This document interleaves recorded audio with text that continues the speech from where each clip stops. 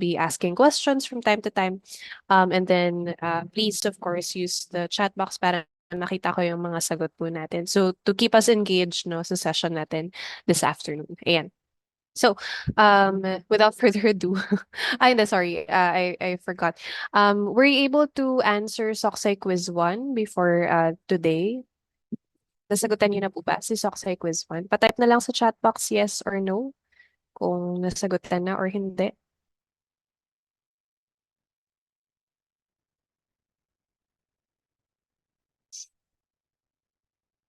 Okay. Aside from Ricky and Anna, how about the rest po? Just so I can have an idea, no?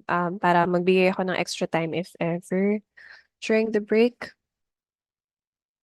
Okay, I feel like medyo medyo hati na yung section. So, siguro you can utilize na lang din yung time natin during the break to answer Socksai Quiz 1.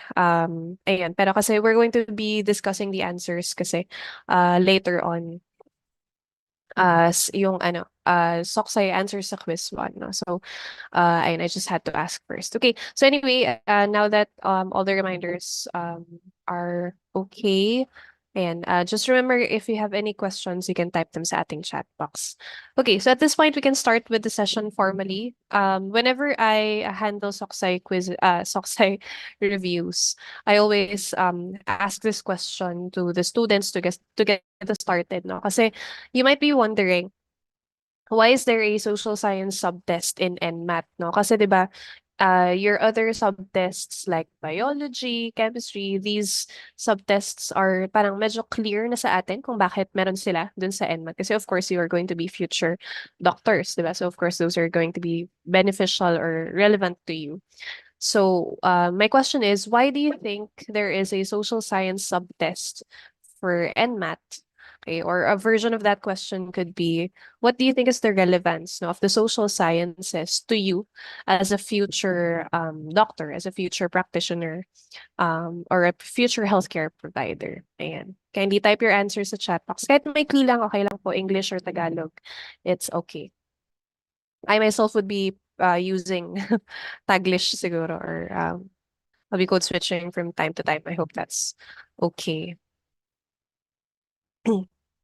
Ayan po. So, why is there a social science subtest in NMAT? Or yun nga, another version of that question is, what is the relevance of the social sciences to you, no, as future doctors, as future healthcare providers? Okay, sige. Thank you, Angela. Angela says, doctors deal with real people all the time. I think it's important to have a background in understanding their individual context. No, very good. Thank you, Angela, for that insight. So, I always say na, your patients, no, you are dealing with patients, but your patients are not just simply bodies with diseases or with conditions. These are people. Yun nga, these are real people. These are human beings that have their own interests, that have their own priorities or things that they value in life. These are people who have families, friends, relatives, loved ones who are members of society, who are affected, of course, by the events in society, the groups that they belong to, so on and so forth. No? So it is important that we understand their background, or at least be cognizant of the context that these people come from. Saan siya magiging relevant or how is it relevant? So, for instance, yung treatment plan ba na isa-suggest mo sa taong to ay kaya niyang ma-access, no? Do you think this is accessible for that person? Do you think this kind of treatment plan will work for this person, considering that they engage in risky behaviors, for example, these things, no? So, I think we have another insight here. Thank you. I think we have social sciences po in NMAT, so we'll know if may patient po kami who has different social beliefs that we should be able to be aware of and understand. Yes, definitely, no. So, whenever you are well, in any field naman, no, may communication involved, and whenever you have to communicate, lalo na kayo, I feel like you guys will be yung communication ninyo yung pinaka magiging you guys communicate communicate certain things that are very important, life-changing kadalasan, no, para sa mga taong ito. You have to break certain news to them, pwedeng good, pwedeng bad. You have to also, for example, if you're going to have to explain, 'di ba, the condition of the person, and of course, by extension, the treatment plan that you suggest para sa kanila, baka may makabangga siya, or it's the patient might have, underlying beliefs or opinions perhaps, um pwedeng cultural ito, 'di ba, na pwedeng maging in conflict perhaps, or maging obstacle para sa pag-intindi nila nung gusto nating maintindihan nila mula sa atin. So thank you, Francis, for that insight. Shania says, since we're supposed to deal with different people or patients as future doctors, it's vital we're flexible, yes, and able to deeply understand them without conforming to only one belief, opinion, and alike. Yes, definitely. Thank you for that. No? So we have to, since you're dealing with different types of people, you're going to encounter different types of people who have different, beliefs, who have different tendencies, who have different um interests, no? So you cannot, ano ba, I believe for some of you, merong mga scripts na pinaprovide. I have nursing students kasi na may mga ganun sila. So I guess to an extent, no, that is going to work. But there are, of course, alterations perhaps that you have to do to those scripts kasi it's going to vary talaga from person to person, depending on, sometimes, no, their beliefs might be relevant. Sometimes their opinions, or yun nga, the um, ideas that they have, no, are going to be, we have to know, no, yung kanilang ideas, yung kanilang beliefs and opinions, in order for us to better communicate what we want to communicate to them. So, ayun, thank you very much to those who shared their answers. So I hope, ano naman, no, I feel like it's pretty evident, I think, the relevance of the social sciences to your field. Kasi again, you're dealing with human beings, not just bodies with conditions. So these human beings have their own, they come from a society, they come from a certain upbringing, they come from a certain community. So you have to take all of those into consideration, in order for you to better communicate with your patient, for you to also be able to better provide holistic, no, and appropriate care para sa kanila. Okay, thank you so much. Ayan. Now, I feel like it's important kasi that we establish the relevance first of what we're doing, para it will make more sense what we're doing and we pay more attention, I guess.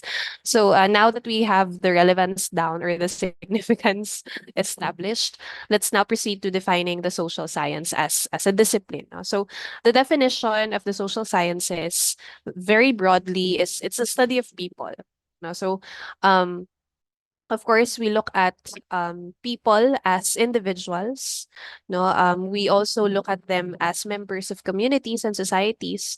What are their behaviors and interactions with each other and with the, ano ba, institutions that facilitate their lives, with social groups that they belong to, and with each other, of course, and the technological and natural environments that they have built. So everything about people essentially is what we deal with in the social sciences, broadly speaking.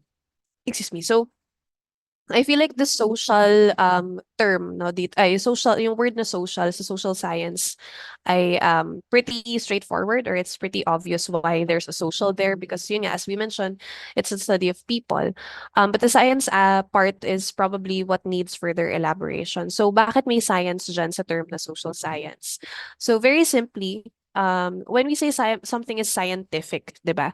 This means that it follows a certain, ano ba, systematic way of thinking, no, hindi siya hinuhugot sa kawalan.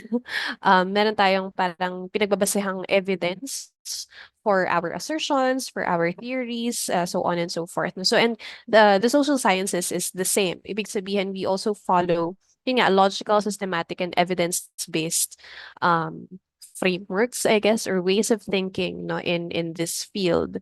And one of the well, Auguste Comte is considered to be the father of the social sciences, and he is one of the proponents of the philosophical movement called positivism, which emphasizes yun nga, the laws that govern the natural world. So yun nga, what is observable, what is empirical, those things, 'di ba? And specifically, Comte applied this to people, to societies. He said that if you answered already yung quiz, 'di ba? August Comte said that if we want to understand people and the societies to which they belong or in which they belong, we should, or we can also yun nga, better understand them if we use or if we take into consideration, or if we use the laws that govern also the natural sciences. Meaning, hindi pwedeng galing lang sa opinion mo, hinugot mo lang sa kawalan nga yung theories mo. So, kailangan nakabase ito sa observation. Kailangan nakabase ito sa evidence. So, yun yung sa science part ng social science. And also, of course, we follow the scientific method whenever we do research of also in the social sciences. So, yun yung science aspect dun sa social science. Okay. Okay, and then we have several branches of the social sciences. So for this afternoon, we're only going to be able to cover sociology and psychology, as well as social psychology. The other branches, such as political science, economics, anthropology, you're going to be dealing with that by the final coaching session. So for SocSci Quiz 2, and even during the simulation exam itself. So in that sense, or what I'm trying to say is that we're not going to be able to cover every single branch. So what we're doing is we're being smart about how we go about the review. So yung pinaka-likely na lumabas sa NMAT, yun po yung ipina-prioritize natin. Okay? So, but anyway, let's proceed to the basic information siguro about the different branches of the social sciences, starting with political science. It's the study of politics and power. So this is where we look at how do people in power acquire their power, ano yung systems of power in place, how do they maintain that power, how do they ang tawag doon? How do they exercise their power over their constituents, so on and so forth. Economics deals with the production, distribution, and consumption of goods. So we look at paano ba umiikot yung resources na meron tayo, finite resources na meron tayo sa mundo. How does it affect people? How does it affect the environment?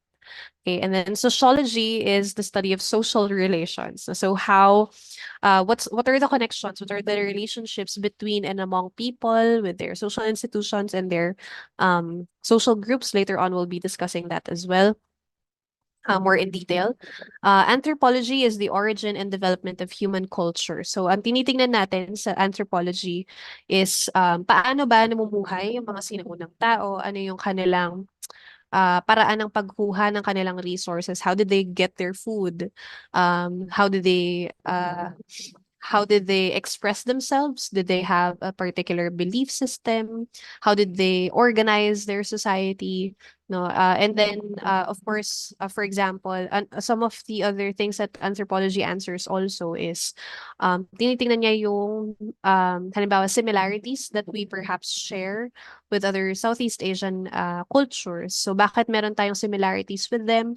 Kasi we can trace yung ating ancestry to an extent doon sa, kumaga similar ancestry tayo sa Austronesian peoples na kaya pa medyo magkakamukha or medyo may similarities, overlaps yung ating cultures and belief systems. So yun yung mga tinitingnan ng anthropology.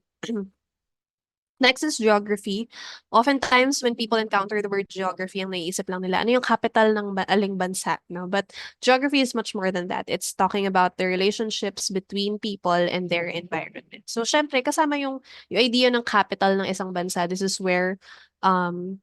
This is the center, parang ganun. This is where most economic, political operations happen, diba?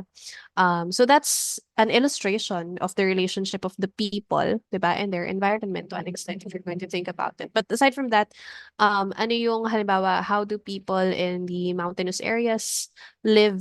What's the difference of the way that they live? Dun sa mga taong nasa kapatagan, sa mga taong nasa malapit sa dagat, sa coastal areas, mga ganitong bagay. Okay, next is psychology. So this deals with the mind and behavior.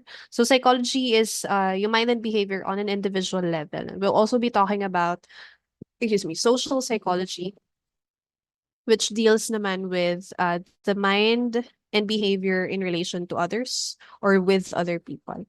Okay, and then finally, we have history. So very simply, nakalagay lang dyan, past. So this is the study of the past. I feel like the common misconception about history is that it's the study of the ancient past, na parang, or the long ago past, but it's not necessarily true.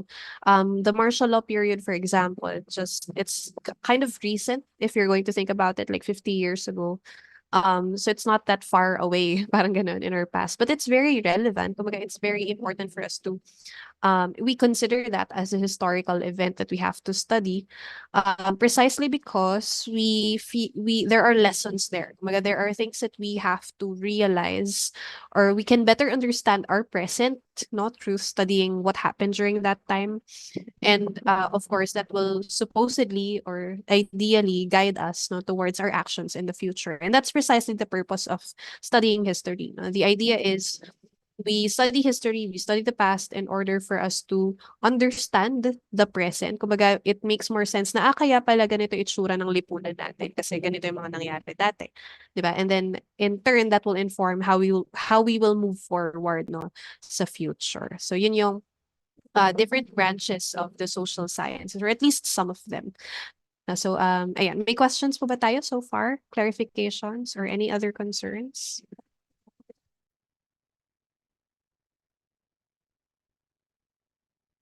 Okay, sige. I'll take that silence as none. We'll now proceed to the first branch that we'll be dealing with for this morning, which is sociology. So we define sociology as the relationship between individuals and institutions and social groups. So define muna natin isa-isa yung mga to. No? So let's have individuals first. So ano ba yung individual? Of course, yung persons, no, themselves as individuals. Sila mag-isa, parang ganun. And then you have social groups muna tayo. Okay, so pag sinabi nating social group, meron siyang three main characteristics. Una sa lahat, ang social group ay binubuo ng at least two persons. No? Kung meron kayong dalawang tao, social group na yan. Pag more than two persons, that's a social group. Okay, ang mag-isa, individual, obviously. Another characteristic of social groups is that they meet regularly. Okay, madalas kayo nakikita, regularly kayo nakikita na uulit-ulit, no, yung pagkikita ninyo. Whether that's every week, every day, every month, kung ano man, basta regularly at nauulit-ulit yung inyong pagkikita.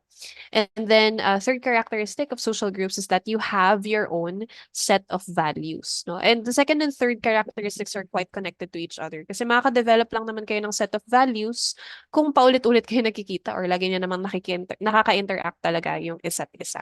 So, ano ibig sabihin ng set of values? These are dynamics that you have. These are things that are that you do as a group na pwedeng, di naman exclusive, no? Pero yun yung ginagawa ninyo. Yun yung set of things na ginagawa ninyo. So, for or values nga that you hold. So, example, yung basic example, kayo ng friend group ninyo, that's an example of a social group.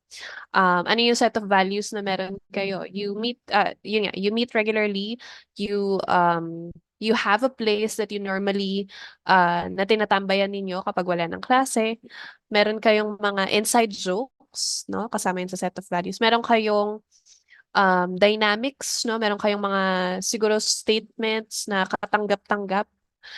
Pwede rin may mga statements na bawal pag-usapan, ganyan, for your particular group. There are also alterations, for example, or that there's a way that you speak, parang ganun, with members of the group. Yun, so that those are sets of values. Kayo ng partner mo, that's another social group, di ba? Um, meron kayong mga pangarap sa buhay. Meron kayong mga visions para sa sarili ninyo for the future. Meron kayong mga bagay na hindi nyo kayang i-compromise, for example, para sa inyong relationship, mga anong tawag doon? Non-negotiables, for example. Meron kayong sariling ways or dynamics when it comes to resolving conflicts, ganyan. So those are sets of values. So yun yung social group na tinatawag natin. Again, the three characteristics of a social group. Number one, made up of at least two people. Number two, meets regularly. And number three, has their own set of values. Okay, next naman tayo dun sa institution. I'm going to give a very brief description of institutions kasi later on we'll have a discussion on social institutions specifically. Pag sinabi nating institutions, these are entities in society that facilitate our social life and they provide a certain need, no, for society. So, ito yung yung mga entities, mga grupo sa ating lipunan na merong ginagampanang role, no? They serve a particular function. So, for example, the family is an institution. It's a social institution. So what is the need that the family provides? It's the basic necessities, no, yung una nating interactions or what we call primary socialization, which we're going to discuss din mamaya. Yun yung pinoprovide ng family natin. Another institution would be media. No, media is a social institution. So, ano yung need na pinoprovide naman ng media? It would be access to information or sorry, disseminating information. So, yun yung kanyang function. Okay, so those are institutions. So in sociology, yun yung tinitingnan natin, no? Yung ano yung connections, relationships ng mga individual among themselves or between them. And of course, the relationships of individuals with their social groups and with institutions, no? The larger powers, bigger powers that are at play in society. Okay, so that's sociology. Now, one of the main things that we have to talk about under sociology is culture. So in an attempt, because I feel like it's very difficult to define culture, beyond just saying that it's all encompassing. When we say culture, it's a pattern of human behavior and its products embodied in thought, speech, action, and artifacts that are passed on from generation to generation. So ang daming saklaw, sobrang lawak ng saklaw ng kultura. Kasi tingnan ninyo, human behavior siya and yung products niya ay embodied sa kung ano yung iniisip nyo or ways of thinking ng isang community or ng individuals. Paano sila magsalita? Ano yung kanilang kinikilos? Maging sa artifacts, no? Artifacts both tangible and intangible. Nakikita man o hindi. Um, Passed on from generation to generation. So it's almost all encompassing. Yun nga, marami siyang saklaw. Yun nga, a very important aspect or sorry, characteristic of culture is that it's passed on from generation to generation. So there's a transfer that happens. You know, this generation has their own practices, their own traditions, their own ways of thinking, which they're going to teach to their children. They're going to teach to the next generation. And the thing about ano culture being transferred or passed on nga from generation to generation is that we can deduce or we can if you think about it, that means that the culture today, no, yung itsura ng kultura natin ngayon ay posibleng iba, no, sa original, quote unquote, na itsura nito nung unang version niya, parang ganun. So, that means that there are alterations, no? There are changes that happen to culture as it is passed on from generation to generation. And we call that cultural evolution. Again, cultural evolution is when culture becomes altered. No? It's subject to changes because yun nga, it's pinapasa-pasa siya. No? So, of course, there are many different factors that contribute to cultural evolution and to social change. Later on, we're going to discuss that. Okay. Okay. So socialization. Why is it under culture or why is it mentioned under culture?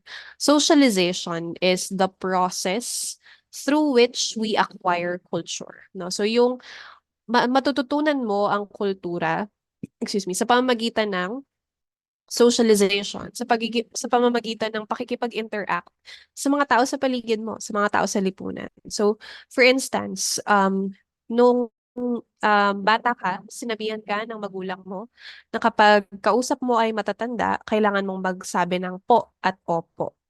'Di ba? So that's interaction if you're going to think about it. Kasi that's your parents teaching you, telling you that this is how you should behave. That's how you learn culture.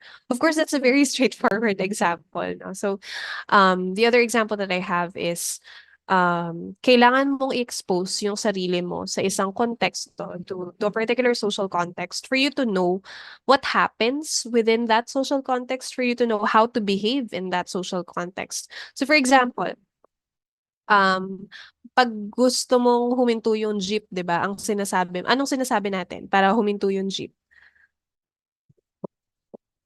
What do we say so that we can get off the jeep? para huminto siya. Okay, ang sasabihin natin ay para, 'di ba? Or para para po. Hindi siya stop the car, okay? So yun nga, 'di ba? That's the point. If a person who has never experienced yun nga, riding a jeep for example, is in super ano talaga siya, uh, there's a friend actually pala of mine who said this na, well, hindi naman jeep per se. Hindi naman sa never siyang sumakay ng jeep, pero ewan ko kung um, paano sila pumapara dun sa lugar nila. Pero this is a person whose first language is not Tagalog. Tapos nagpapanik sila kung paano nga sila papara. Kasi hindi nila alam kung anong sasabihin, no? So, eventually, ang ginamit nila ay malalim na Tagalog, no? Pakihinto po ang sasakyan. Parang ganun yung sinabi nila. So, what I'm trying to say is that if you're not familiar with the social context, you weren't able to, become exposed to that, then you have no idea of what's happening there and how to act there, diba?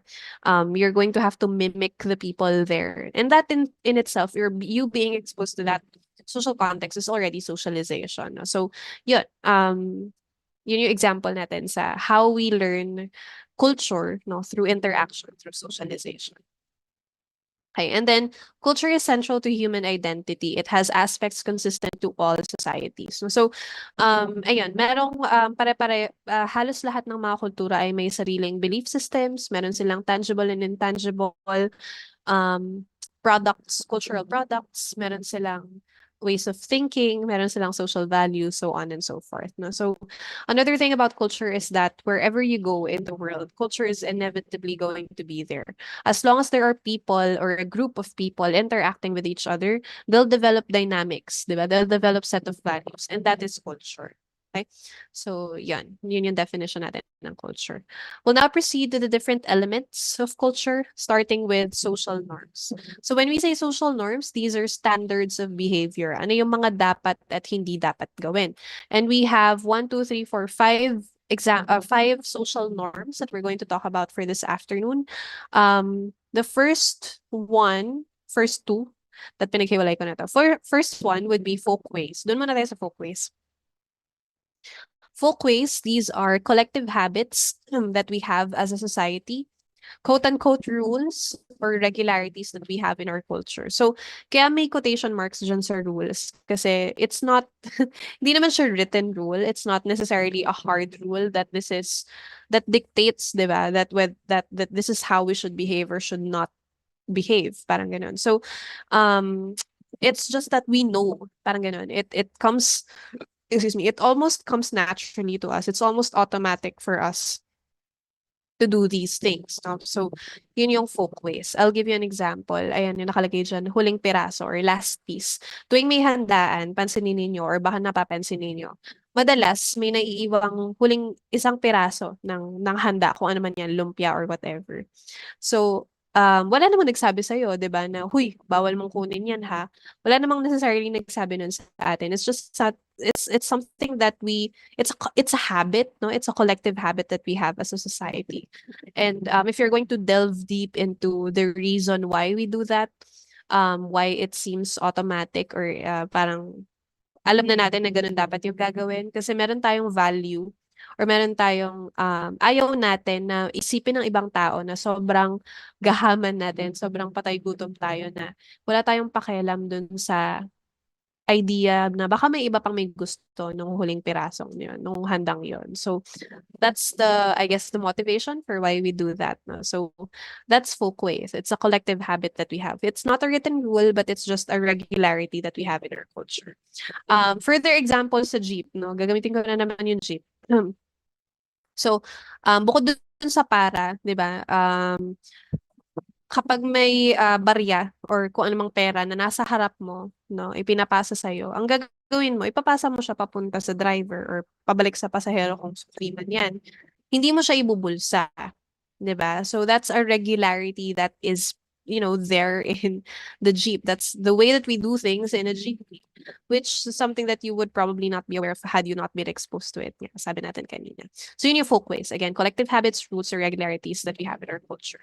The other one is conventions. No, medyo similar siya, medyo malapit siya sa folkways, but the main difference, what distinguishes conventions is that it is a little more formal, no? So madalas nakikita or observe natin ito sa mga companies, sa mga workplace, sa schools, sa organizations, ganyan, na meron silang um, set of regularities na posibleng exclusive or posibleng doon nga sa setup na lang, sa setup lang na yon applicable. Pero medyo formal siya, medyo formalized siya. I'll give you an example. I'm not sure if any of you, siguro meron sa inyo ang members ng orgs. Pero hindi ko alam kung yung mga org ninyo ay may handshake din. Excuse me. In my organization when I was in college, meron kaming kamayan, no? Meron kaming special handshake na ginagawa. So, halimbawa makasalubong mo yung orgmate mo, kakamayan mo siya. Eh kung marami sila, kakamayan mo sila isa't isa, isa-isa, no? Tapos yung mga kasama mo orgmate mo din. So, ayun, nakakaano siya. Kain oras siya. But that's, the idea is that it's established siya, formally established siya, na ganito dapat yung gagawin natin ha sa org natin. Ganito yung gagawin natin dapat sa workplace natin. Ito yung mga rule, quote-unquote rules no, na fina-follow natin sa org natin. Parang ganun. So, yun yung main difference niya sa folkway. So, folkways comes more automatically, I guess. Conventions ay mas formal, no? Ang nag-establish nito ay yung organization, perhaps. Kaya siya convention, no? Kasi nga, everyone agreed on following this. Parang ganun. Unlike sa folkways na it comes a little more automatically.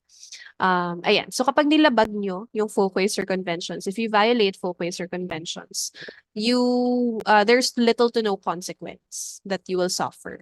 No, so the extent of your consequence or of the consequence of violating these would probably be um peer disapproval, 'di ba? So halimbawa, anong mangyayari kapag hindi mo inabot yung bayad na nasa harap mo sa isang jeep, 'di ba? Baka magalit lang sa yung katabi mo or yung nag-aabot ng bayad. I-judge ka ng mga tao. But that's the extent of it, 'di ba? So that's the thing about folkways and conventions. Okay. Next, we have mores or morals. So, morals are the things that we consider to be right or wrong in a particular society. And it says here that it is relative. Kasi yun nga, particular siya to that society, to that community, to that culture. Meaning, what might be moral here in the Philippines or in certain parts of the Philippines might not be the same as the idea that siguro a Western culture might have on that same act. So I'll give you an example. So this will have, it will be more concrete. Yung dito sa Pilipinas, ang drugs, napanood ko lang kanina kasi kanina lang ako nanood ng balita from last time. Hinabol nila yung isang lalaki na may marijuana, parang ganun.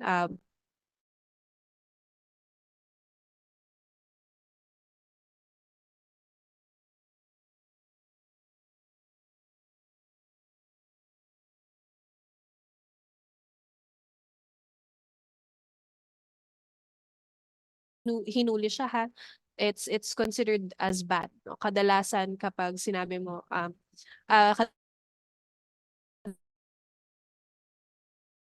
kadalasan ang there's always an association that using drugs is something that is actually bad. It's immoral. It's bad. It's frowned upon. So kahit pa anong klaseng drugs yan, no? Walang pagdi-distinguish or walang special treatment. But in European cultures, no, very especially sa European cultures, the use of drugs, especially marijuana, for example, is nothing big. It's not a big deal. Parang ganun. It's something that's recreational for them. So, yun yung example natin ng wars na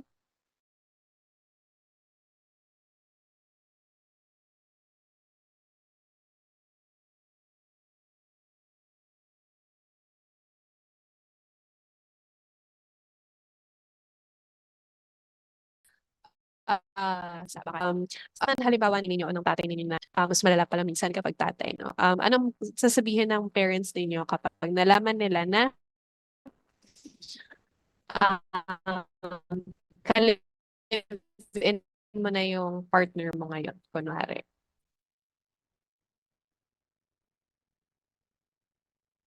This is me checking in on. Okay, bawal sabihin naka-asterisk censored. Ayan. How about for the rest?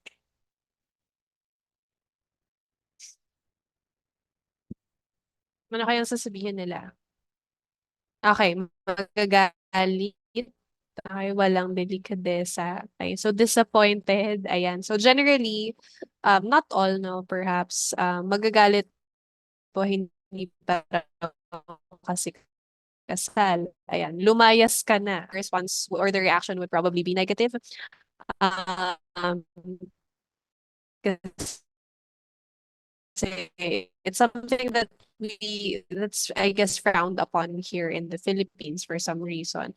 Yung living in with your partner is something that they naturally or normally do talaga before getting married. Something that's normal, diba? So that's another example of how things that are immoral here might be moral or okay for other countries or for other cultures. Okay?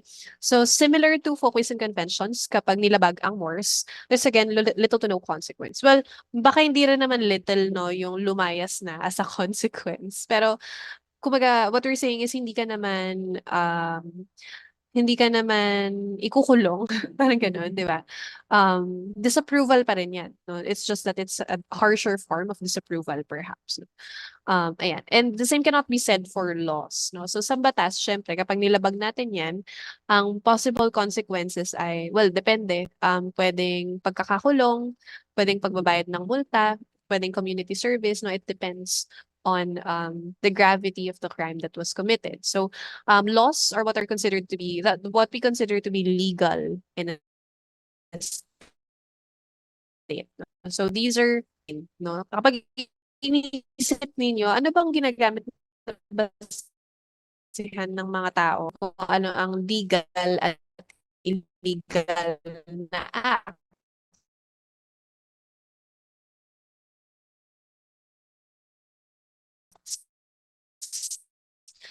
If you think about it, you're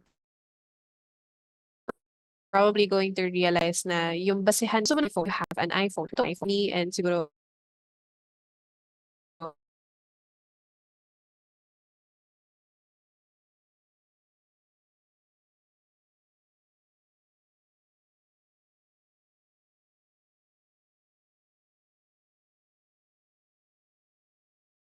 no it disrupts the social order kasi imbis na mag-go through ka dun sa same process na gagawin ng ibang tao para magkaroon ng iPhone, nag-shortcut ka or hindi mo ginawa yung tamang proseso. Hindi ka nag-undergo dun sa tamang proseso, so to speak. No? So that's why there are also associations of justice with legality. But of course, there are times na hindi sila equivalent, no? But that's the point. I mean, ito yung point ko, sorry. My point is that, yun nga, laws are, they function to maintain the social order in a society. Okay? Ayan. So, nabanggit na natin yung consequences. So, balik tayo dun sa idea ng paggawa ng batas, no? So, sino, or rather, aling branch of the government ang gumagawa ng batas?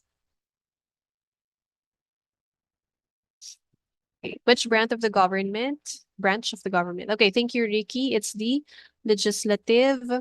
Kita nyo ba? Sorry. Baka mali pala nasa, ano pala ako. Baba. Ayan. Okay, the legislative branch, no? So they're the ones that create the laws.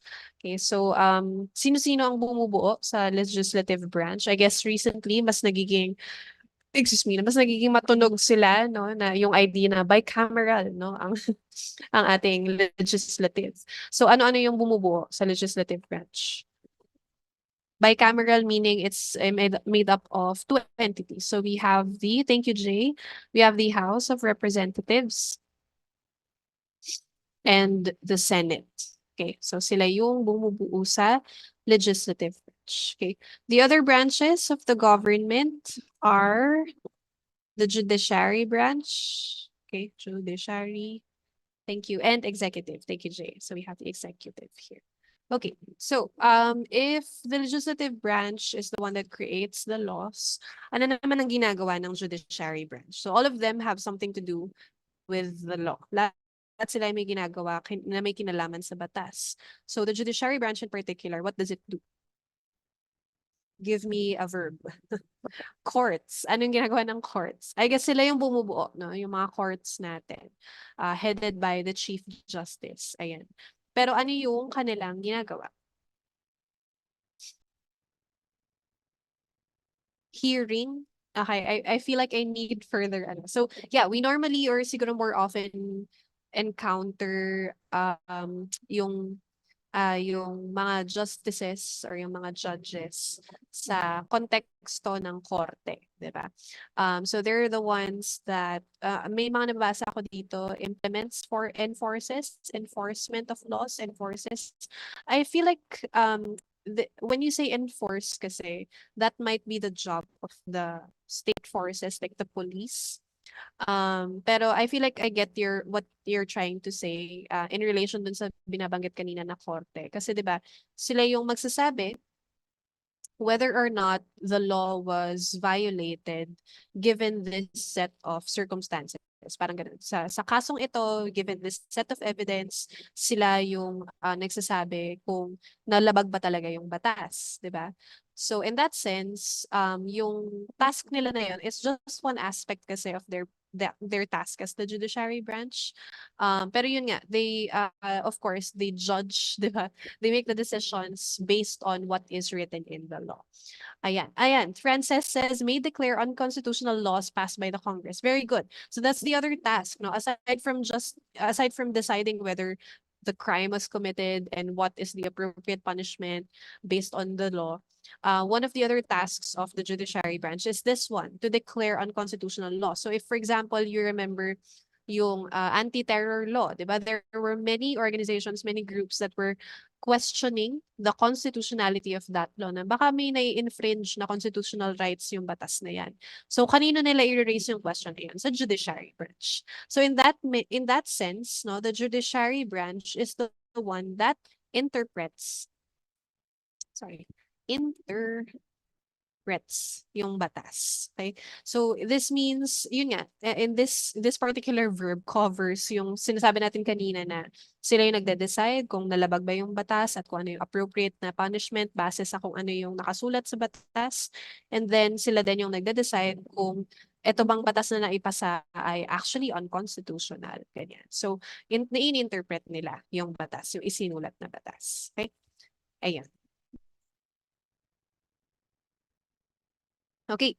And then for the executive, sila naman ito yung mini-mention ninyo kanina na implements. Ayan. So they're the ones that implement the laws. Aside from, of course, execute the law. So part of their function, of course, is yung pinaka-obvious siguro sa president, siya yung sa-sign. Siya yung parang nagko-confirm, parang ganun, kung okay yung batas. And he has the power to also veto certain laws that are passed or legislated rather by the Congress, by the Senate. Okay, so sino-sino ba yung bumubuo sa executive branch? Ay, nabanggit na natin yung isa, the president, and then the vice president. You have the cabinet, yung mga secretaries ng mga government agencies, as well as, yes, the cabinet secretaries and the LGUs. No? So, bahagi din ng function nila, yun nga, yung pag-i-implement ng mga statutes and codes. Statutes, yeah, yung mga, halimbawa for the president, meron siyang mga decrees, di ba? Presidential decrees. Sa cabinet, yung mga secretaries or the government agencies themselves, meron silang power to release memorandum na sila yun yung susundin. Diba? And LGUs as well, meron silang mga ordinances na yun yung susundin. These are some of the ways, some of the functions no, of these people in our government. So yun yung three branches. Another thing about these three branches, of course, is that they have to be independent from each other. No? So hindi sila pwedeng magkaka-team sila. No? So the Philippines is a democratic republic, meaning hindi pwedeng nakakonsentrate ang kapangyarihan sa isang tao, sa isang grupo, kasi hindi na democratic yun kapag gano'n. Diba? Hindi na siya democratic republic if that's the case. So, in order to ensure that there is, yun nga, the power is still, kumaga, not concentrated in just one person. It is spread out equally dun sa mga taong iniluklok ng taong bayan, di ba? There has to be yun nga, independence from each other ng mga branches na ito. Yung tinatawag nating checks and balances, to ensure checks and balances. So paanong paraan nagkakaroon ng checks and balances? So dito pa lang no, sa pagpapasa ng batas, halimbawa, ang magsusulat ay yung legislative. Pero pwedeng sabihin ng judiciary kahit na-approve na yan, tapos yung executive yung mag-a-approve. Pero pwede pa rin questionin ng judiciary, 'di ba? Another example, one of the main changes in the 1987 Constitution is yung provisions na inilagay para sa martial law declaration. Para maiwasan yung nangyari before na sobrang tagal nung naging martial law, um, one of the changes in the 1987 Constitution is that pag nag-declare yung president, kailangang after a certain number of days, kailangan niyang mag-send ng report or mag-report sa, I feel like sa judiciary branch, hindi ko lang din maalala kung ilang days specifically. Tapos, yung judiciary branch yung magsasabi kung tama ba na i-extend pa yung martial law sa isang lugar. So that's another manifestation of the checks and balances. Kumbaga, hindi concentrated yung power sa isang branch or sa isang grupo lamang. Which again, is not going to be possible kung magkaka-team, halimbawa, yung president or yung executive tsaka yung judiciary. Hindi pwede. Dapat hiwa-hiwalay sila ng, ano ba, ng interest perhaps or basta, hindi sila dapat magkaka-team necessarily. Okay? So, yun yung sa branches of the government. So, sumegway lang tayo saglit sa policy. Babalik na ulit tayo sa social norms.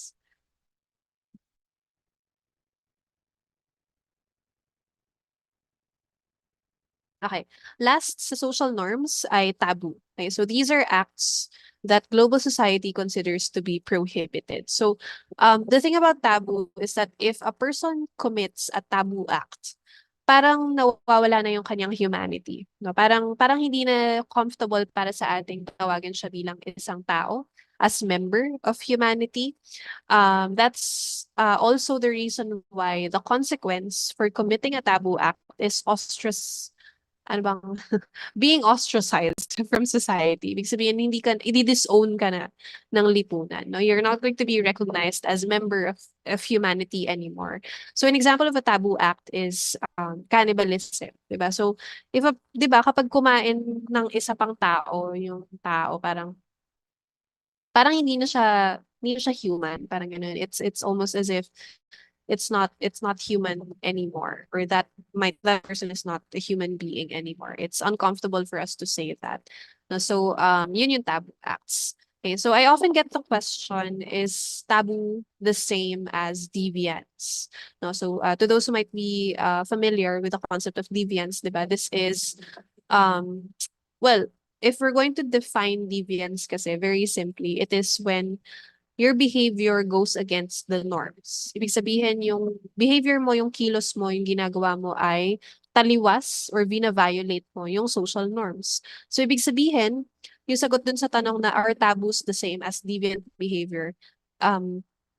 There is an overlap, yes, but it's not exactly the same. Kasi kapag nilabag mo yung folkways or conventions, that's deviant behavior. Kapag nilabag mo yung mores, that's deviant behavior. Pag gumawa ka ng krimen, that's deviant behavior. If you do taboo acts, that's deviant behavior.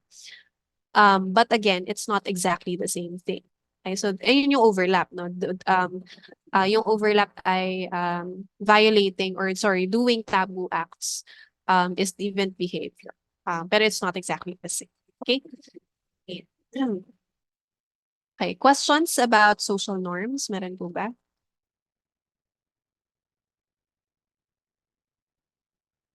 Kasi kung wala, ako yung may tanong. Okay, so on the next slide, we have a sample question here. Okay. Paano po ma'am naging global yung cultures kung okay. May mga cultures kung saan cannibalism was a part of it. Same with incest. Okay.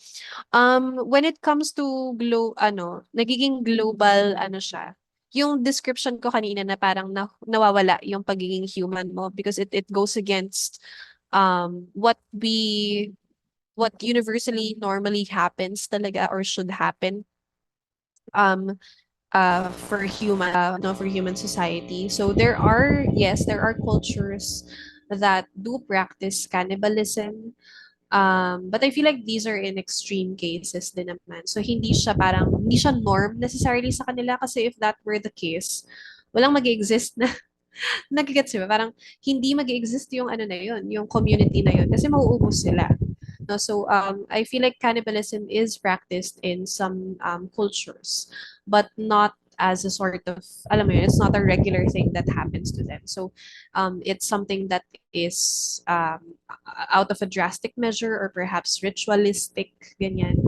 Um, so in that case, yun nga, hindi siya part ng normal or natural siguro na ginagawa natin bilang mga tao. So, in that sense, no, ano pa rin siya, considered pa rin siya na parang global, it's still something that global society does frown upon or that global society prohibits. Kasi nga, generally, um, we it goes against the instincts also kasi of humans kasi 'di ba if you eat other humans it goes against the instinct or the preservation of life parang ganun um sa incest naman o sa bagay tabu din yun 'di ba um I'm not familiar of cultures that do practice incest. I siguro in history, yung nakikita natin na, 'di ba, there are negative effects also of uh, products of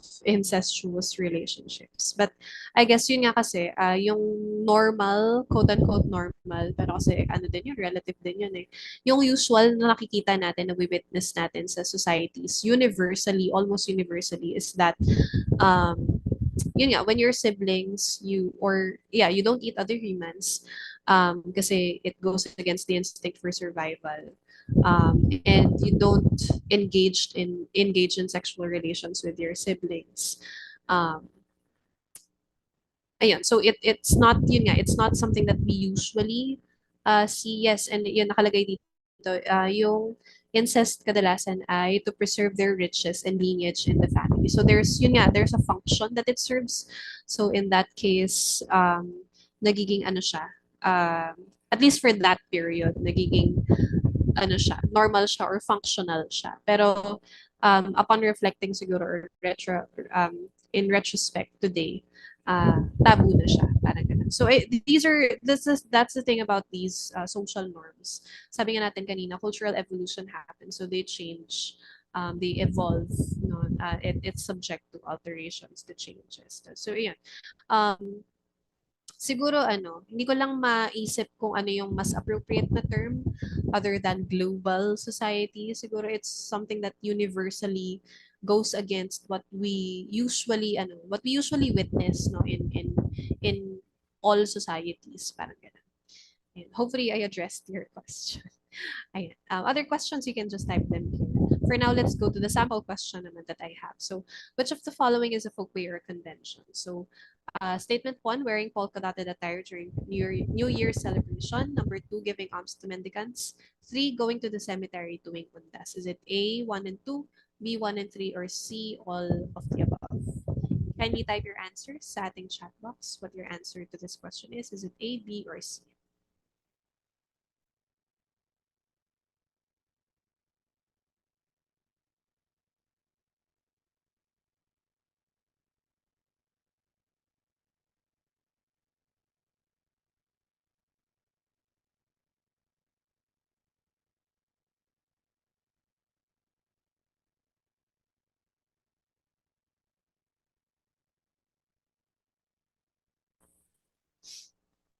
Okay. Ayan, I think most of you got the correct answer. So the correct answer here is letter B, no, 1 and 3 only. So bakit hindi kasama si number 2 or statement 2, yung giving alms to mendicants? Yung number 2 kasi it's not necessarily a regularity in our culture. It's not something that we usually do actually, no. It's not something that almost comes naturally to us. It's something that is also not exclusive to the Philippines. Like I feel like wherever you go, um, if you give alms to mendicants, excuse me, it's generally a good thing. No, pero it's It sort of comes from a place of obligation rather than automaticity na cultural, no, na regularity nga ng isang culture. So, ayun, that's the reason why letter B is, number two is not included because it's not a regularity in our culture. It's instead um, an obligation. Parang ganun. It's something that is also good, no, wherever you go. So it's not exclusive to the Philippines. Yeah.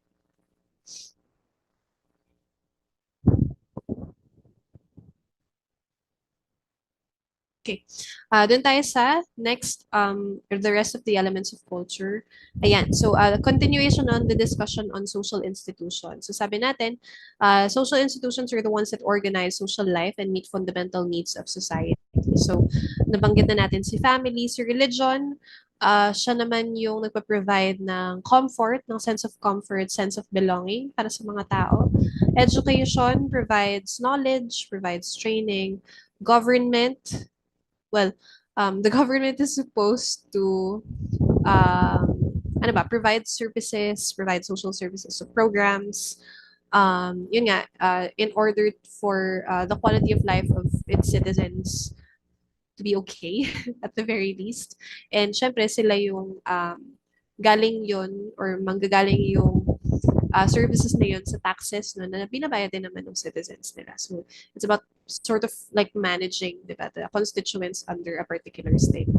And then media, nabanggit na natin kanina, ang function niya ay disseminate information.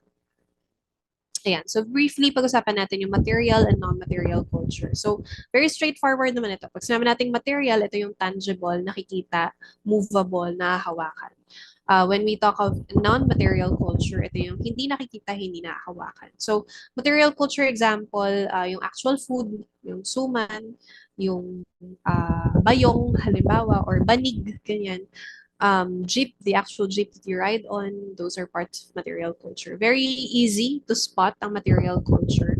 Ito rin yung dahilan kung bakit siguro ito yung mga inuna sa protections no in terms of our cultural heritage no yung material or tangible cultural heritage natin. At medyo nahuli-huli lang recently si non-material or intangible culture. So non-material or intangible culture naman kasama dyan yun nga yung chants, oral tradition, yung mga poetry at tawag dito, ambahan, halimbawa, balagtasan, mga ganitong bagay. Yun, those kinds of things. But aside from that, no, kasama din yung mga processes na na pinagdadaanan para mabuo yung material culture. So for example, yung suman mismo, 'di ba? Yun yung material culture, parts ng material culture. Pero yung proseso ng paggawa ng suman ay bahagi ng non-material culture.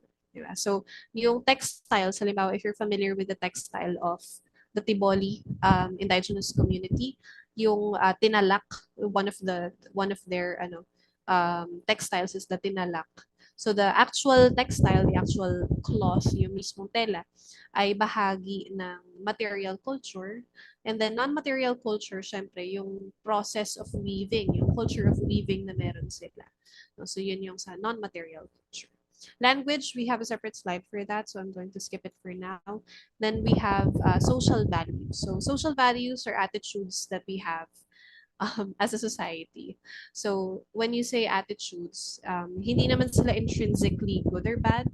No, it's up to you how you evaluate whether they're good or bad. So one of the most siguro commonly identified social value na may kinalaman sa mga Pilipino is being hospitable. Diba? Madalas nating naririnig yan na ang mga Pilipino very welcoming, very hospitable sila. So if you're going to inspect, or at least from the perspective of psikolohiyang Pilipino, the reason why we are hospitable is because hindi natin itinuturing na ibang tao yung mga ibang tao or yung strangers, no? We don't treat them na ibang tao. Hindi ibang tao, yun yung term nila doon. Hindi ibang tao yung strangers. So, kahit kapitbahay, kahit foreigner, kunwari, wini-welcome natin into our homes, pinapakain natin ang pagkain natin. Kasi nga, hindi natin sila iniisip na ibang tao to. Parang ganun. We don't have that concept. We're very welcoming them in that sense. Ayun, what are other social values that you think Filipinos are known for other than being hospitable?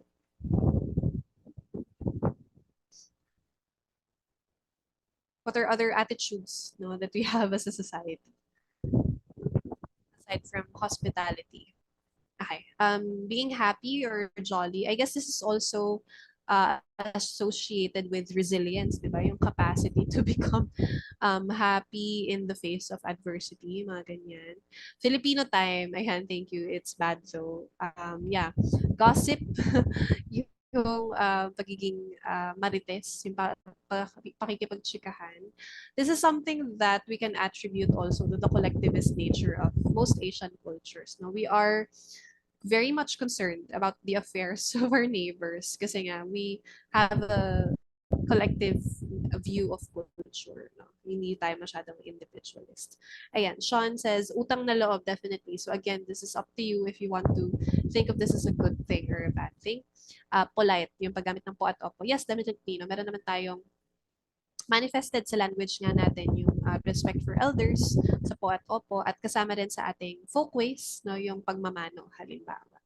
Okay, so thank you. Let's now proceed to language. No? So it's important, no, that we talk about language in talking about or in studying culture because language is what facilitates culture. Language is what allows us to express our culture, to reinforce our culture, and to perpetuate our culture. So ito yung ginagamit natin para maipahiwatig yung ating kultura, maipakita yung ating kultura. Ito yung ginagamit natin para mapalakas yung kultura, para ma-reinforce nga siya sa mga tao na ito yung kultura natin and ma-perpetuate, no, at magpatuloy-tuloy pa siya magtumagal no, yung culture natin. So, some characteristics of language, the very first is that it is arbitrary. Okay? So when we say arbitrary, this means that tayo lang naman yung nagbigay ng meaning sa mga set of lines, sa mga articulation, sa mga tunog na lumalabas sa bibig natin. Ayun, tayo lang naman yung nag-associate ng meaning. So, excuse me, for example, tayo lang naman ang nagsabi na kapag ganito, yung nakikita nating set of lines, this is called the letter A. No? That it corresponds to a particular sound. It is used for particular words. Diba? So tayo lang naman ang nag-invento niyan at nagsabi na, oh, ito ibig sabihin nito. In the same manner, for example, that some people, some of you might know what this means. Okay, to those who can read this, how can you, sorry, ang pangit ng pagkakasulat. How do you read this? Okay, Shania, thank you. This is Anyong, okay, and Lee. So this is greeting, no, diba, in the Korean language. So to Shania and to Lee, this made sense to them. Ibig sabihin, meaningful sa kanila yung set of lines na ito. Pero sa karamihan siguro, this is just a set of random scribbles to you. It doesn't make any sense to you. So yun yung sinasabi natin sa pagiging arbitrary ng language. It's only us, no, na nag-associate, naglalagay ng meaning sa mga bagay-bagay. No, intrinsically, wala naman talagang ibig sabihin yung mga yan. Okay? Okay, the next characteristic of language is that it is a repository for culture and history, meaning we can get a glimpse of the culture and the history of a community or of a culture or of a society through looking at the language, no. So yung sa history medyo straightforward na ito, medyo madali na siyang makita. So yung example ay yun nga, yung sa para kanina, di ba? Pagpapahintuin mo yung jeep hanggang ngayon, no, in the year 2024, para pahintuin yung jeep, ang sasabihin mo ay para. 'Di ba? Ilang taong nang wala yung mga Kastila dito. Pero ang ginagamit pa rin natin para pahintuin ang isang sasakyan ay para, which is a Spanish loan word. 'Di ba? Yung ano din, yung araw, days of the week, ngayon ko lang na-realize, all of these also have Spanish influence. Yung oras, 'di ba? Alas 3, alas 4, all of these are manifestations that we were occupied, we were colonized for over 3 centuries, no, by the Spaniards. Of course, meron din tayong ibang mga loan words, no, from other cultures aside from Spain. Even before the arrival of the Spaniards, we already had interactions with other cultures, with Hindus, excuse me, with with Arabs, with the Japanese, of course with the Chinese, no, so influence din, meron din tayo makikitang words, no, na hiniram natin mula sa kanila, and that's again an indication that we already had ties with them, that we already had relations with them through trade, no, prior to the arrival of the Spaniards. Sa culture naman, I always use this example, and fun kasi siya. So, paki-ready yung chat box, yung pagta-type sa chat box, because I have a series of questions for this to prove a point. Ang tawag dito. So, in English-speaking countries, their only word for rice is rice. If they want to distinguish what kind of rice they need to add a modifier. Kailangan nila magdagdag ng isa pang salita. So, cooked rice, steamed rice, fried rice, kung ano man.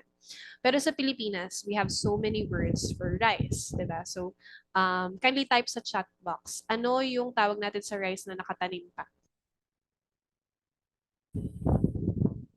Okay, ang tawag dito ay palay. Ako lang pala yung nakakita nito, dapat naka-everyone. Anyway, ang daming nagsasagot, palay. Paano kapag nasa palengke na binebenta ng kilo-kilo, ano nang tawag? Okay, ang tawag na sa kanya ay bigas. Kapag luto na, ang pagluto na yung bigas, ang tawag na sa kanya ay kanin. Okay, sinaing, pwede rin pala. Ang anong tawag dun sa part ng kanin na sunog or overcooked, ganyan. Ayan, tutong, di ba? Anong tawag kapag yung kanin ay luma na? Okay, bahaw, di ba? So, paano naman kapag inabot na ng kinabukasan, may kasama ng bawang, ganyan.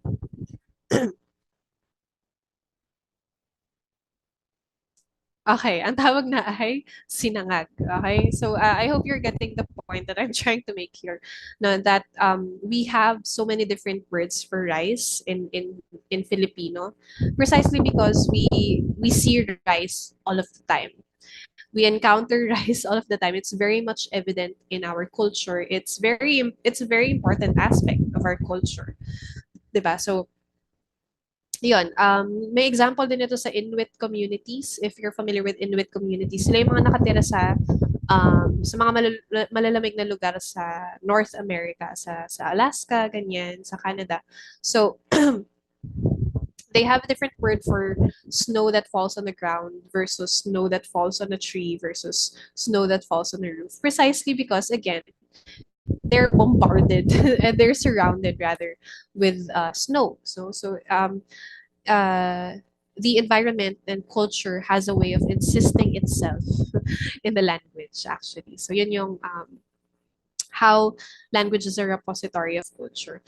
So sabi natin kanina, language is one of the ways, or language is important for culture because it is how we express our culture. It's how we reinforce and also perpetuate our culture. So of course, for example, yung mga dances, ganyan, that's technically language but not necessarily verbal language. Meaning, hindi tayo gumagamit ng words, 'di ba, sa sayaw. So that's non-verbal language, specifically symbolic, no, na language. Ayun. Language versus dialect, sinama ko lang to just to differentiate. When we say dialect, these are variations of a language. So ibig sabihin, if two people using the same dialects, using different dialects speak with each other, they would still be able to understand each other. Yung tinatawag natin mutual intelligibility.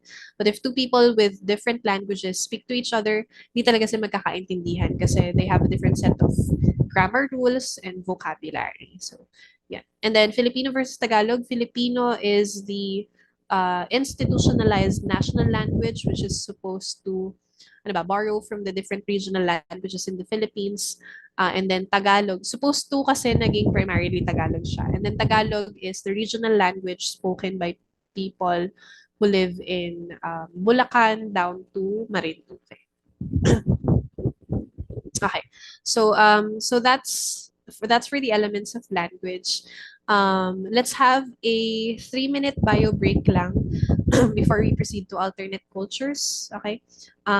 So it's 2:23. Let's resume by 2:26. 3 minutes lang. Okay, bio break.